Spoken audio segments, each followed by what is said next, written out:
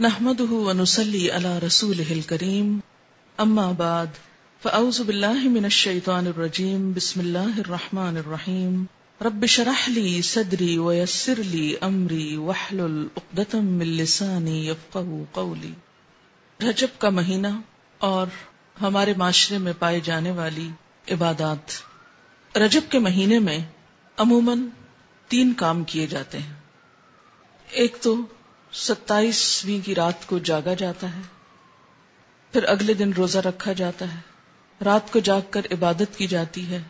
اور اس کی وجہ یہ بتائی جاتی ہے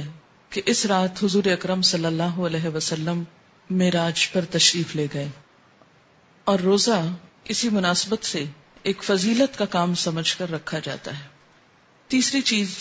جو اس مہینے میں عام ہے وہ کونڈے کرنا ہے، جن کو امام جعفر رحمت اللہ علیہ کے نام سے منسوب کیا جاتا ہے۔ آج ہم ان تینوں چیزوں کا جائزہ لیں گے کہ ان کی حقیقت کیا ہے اور اس بارے میں ہمارا طرز عمل کیا ہونا چاہیے۔ رات کی عبادت، دن کا روزہ شب معراج کی نسبت سے، اور 22 رجب کو کونڈے کرنا امام جعفر کی نسبت سے۔ ان چیزوں کا جائزہ لینے سے پہلے یہ بات ہم اپنے ذہن میں پھر سے دہرا لیں کہ دین دراصل وہ دین ہے جو اللہ سبحانہ وتعالی نے ہم کو دیا ہے، جو محمد صلی اللہ علیہ وسلم کے ذریعے ہم تک پہنچایا گیا۔ قرآن پاک اس کے بارے میں فرماتا ہے، اليوم اکملت لکم دینکم واتممت علیکم نعمتی وردیت لکم الاسلام دینا۔ آج میں نے تمہارے لیے اپنا دین مکمل کر دیا، تم پر اپنی نعمت کو تمام کر دیا، اور تمہارے لیے دین اسلام کو پسند کر لیا۔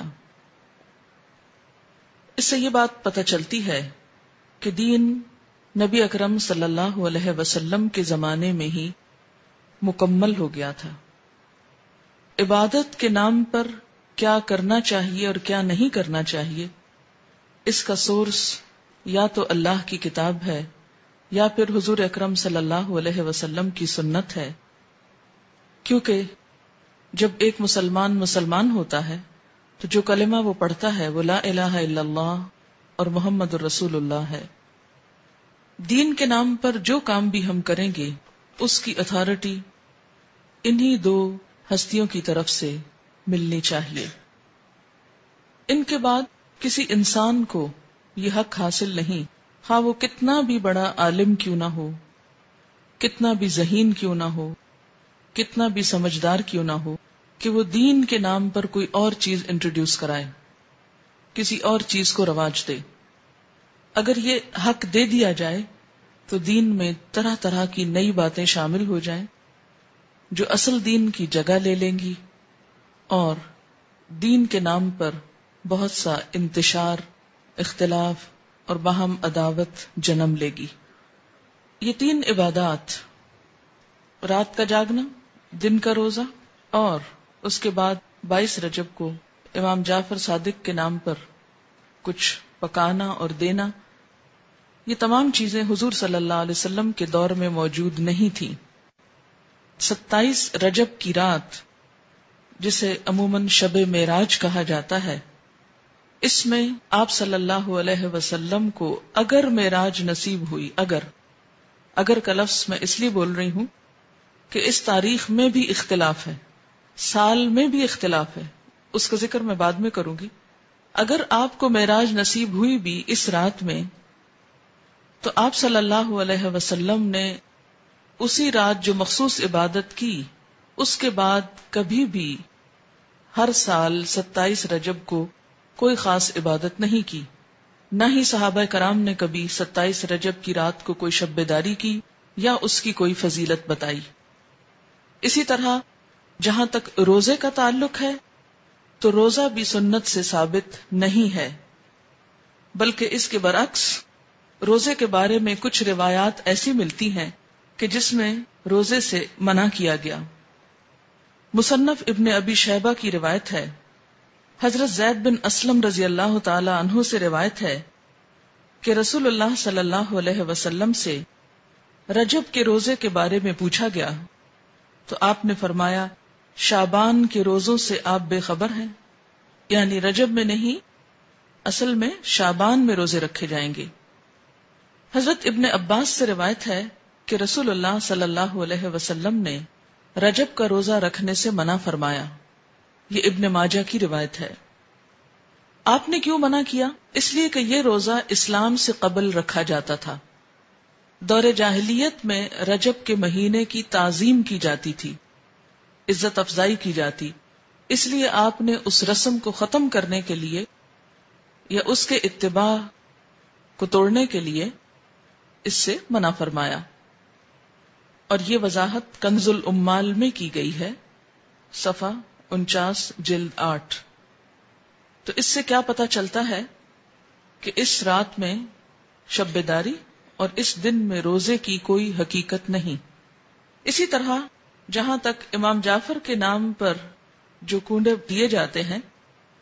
تو بات یہ ہے کہ یہ تاریخ نہ تو امام جعفر رحمت اللہ علیہ کی پیدائش کی ہے اور نہ ہی آپ کی وفات کی ہے، لہذا ان کی طرف اس کی نسبت کا کوئی ثبوت ہی نہیں ملتا یا جواز ہی نہیں ملتا۔ امام جعفر رحمت اللہ علیہ کی ولادت ایک روایت کے مطابق 8 رمضان 80 ہجری میں ہوئی، یا 83 ہجری کی روایت بھی موجود ہے، 83 یا 80، اور وفات شوال کے مہینے میں 148 ہجری میں ہوئی۔ اس لیے نہ تو ہم یہ کہہ سکتے ہیں کہ آپ کی پیدائش کی خوشی میں یہ ہو رہا ہے،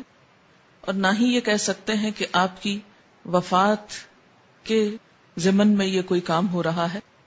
اگرچہ اصلاً ہی کسی کی پیدائش یا کسی کی وفات پر کچھ کھانا پکانا یا مخصوص کھانے پکانا اسلام کی روح کے مطابق ہی نہیں۔ اسلام میں صدقہ خیرات کا جو تصور ہے وہ یہ کہ انسان جب اپنے پاس کچھ مال پائے یا کسی ضرورت مند کو دیکھے تو وہ صدقہ خیرات کرے۔ اسی طرح اسلام نے صدقہ خیرات کی کچھ مخصوص شکلیں نہیں بتائیں کہ وہ حلوہ ہو یا کھیر ہو یا پوریاں ہوں یا چاول ہوں یا دیگ ہو یا بریانی ہو یا کوفتے ہوں، نہیں، اس لیے کہ اسلام ایسی کسی تکلیف میں انسان کو نہیں ڈالتا جو انسان کے لیے نبھانا مشکل کا سبب ہو یا مشکل پیدا کرے۔ ہم دیکھتے ہیں کہ اسلام ایک یونیورسل ریلیجن ہے، وہ کسی خاص کلچر کی پیداوار نہیں، یا کسی خاص کلچر کے لیے نہیں، کسی خاص ملک یا علاقے کے لیے نہیں، ہر زمانے، ہر دور اور ہر علاقے کے لوگوں کے لیے ہے، اور اس میں ایسے احکامات ہیں کہ جو ہر علاقے کے لوگ سہولت کے ساتھ کر سکیں۔ کئی معاشرے ایسے ہیں کہ جہاں کھیر پکائی ہی نہیں جاتی یا پوریاں بنانے کا طریقہ ہی نہیں آتا، یا کئی لوگ پوریاں بنانا جانتے ہی نہیں،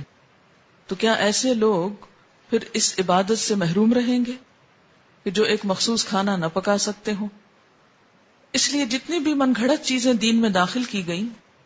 ان سب کے پیچھے اسی قسم کی باتیں آپ کو ملیں گی۔ کنڈوں کی رسم کے بارے میں ایک روایت کے مطابق اس کی ابتدا 1906 میں امیر مینائی کے خاندان سے ہوئی اور امام جعفر کے نام پر شروع ہوئی، اور یہ امیر مینائی کا خاندان جیسا کہ آپ جانتے ہیں کہ لکھنؤ سے یا ہندوستان سے تعلق رکھتا ہے، تو اس رسم کی تو ابتدا بھی عرب سے نہیں ہوئی، یا جہاں اسلام کا اوریجن ہے وہاں سے نہیں آئی، تو اس کو اسلام یا دین کا حصہ یا نیکی یا عبادت آپ کیسے قرار دے سکتے ہیں؟ اگر آپ کو کسی کو بھی روح کو ثواب پہنچانا ہے، ان کے لیے صدقہ خیرات کرنا ہے، تو کوئی دن مقرر کرنے کی ضرورت نہیں، جب آپ کا دل چاہے اور جہاں آپ کا دل چاہے، جہاں آپ ضرورت سمجھیں وہاں آپ کر لیں، اور صرف چند مخصوص اشخاص کے لیے ہی نہیں، اس سے زیادہ کے لیے بھی آپ کر سکتے ہیں۔ پھر اسی طرح شب معراج، جس کا تعلق حضور صلی اللہ علیہ وسلم کے آسمان پہ جانے سے ہے، اس کی حقیقت کے بارے میں اور اس کی کچھ تفصیلات کے بارے میں آپ سے بات کروں گی۔ اگر کوئی شخص اس دن کو بہت اہمیت دینا ہی چاہتا ہے تو وہ بھی اپنے عمل پر غور کرے۔ ہم دیکھتے ہیں کہ اس تاریخ کے بارے میں بے شمار اختلافات ہیں، یعنی تاریخ یا مہینہ یا سال کے بارے میں یا اس کے اجزاء کے بارے میں تقریباً 36 اقوال ہیں۔ بعض کے خیال میں یہ ربیع الاول میں ہوئی، بعض نے رمضان کا مہینہ قرار دیا، بعض نے ہجرت سے 1 سال پہلے، بعض نے 1 سال 6 ماہ کہا، بعض نے 1 سال 5 ماہ کہا، کسی نے 1 سال 2 ماہ کہا، کسی نے 3 ماہ کہا، کسی نے 1 سال 4 ماہ کہا، یعنی بے شمار اقوال ہیں اس کے بارے میں۔ ایسا کیوں ہے کہ ایک اتنا بڑا واقعہ ہوا اور اس کی تاریخ بھی صحیح معلوم نہیں؟ تو اس کی بنیادی وجہ کیا ہے؟